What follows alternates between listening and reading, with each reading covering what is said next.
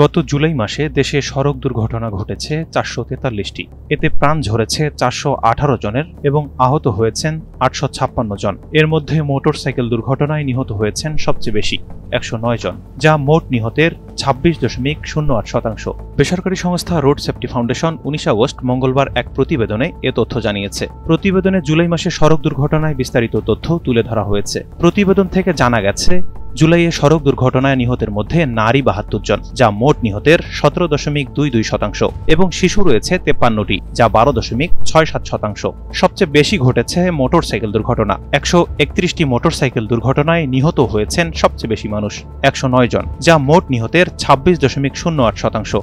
আর motorcycle দুর্ঘটনার হার মোট দুর্ঘটনার ২৯.৫৭%। দুর্ঘটনায় অন্যান্যভাবে নিহতের মধ্যে রয়েছেন ৯২ জন পথচারী, যানবাহনের চালক ও সহকারী ৫৬ জন, ৪টি নৌ দুর্ঘটনায় ৬ জন এবং ২১টি রেল ট্র্যাক দুর্ঘটনায় ১৮ জন নিহত হয়েছেন। সবচেয়ে ঢাকা বিভাগে দুর্ঘটনা ঘটেছে ২৬.৪১%, আর সবচেয়ে কম ময়মনসিংহ বিভাগে ৭.২২%। ঢাকা বিভাগে ১১৭টি দুর্ঘটনায় ১০৫ জন নিহত হয়েছেন।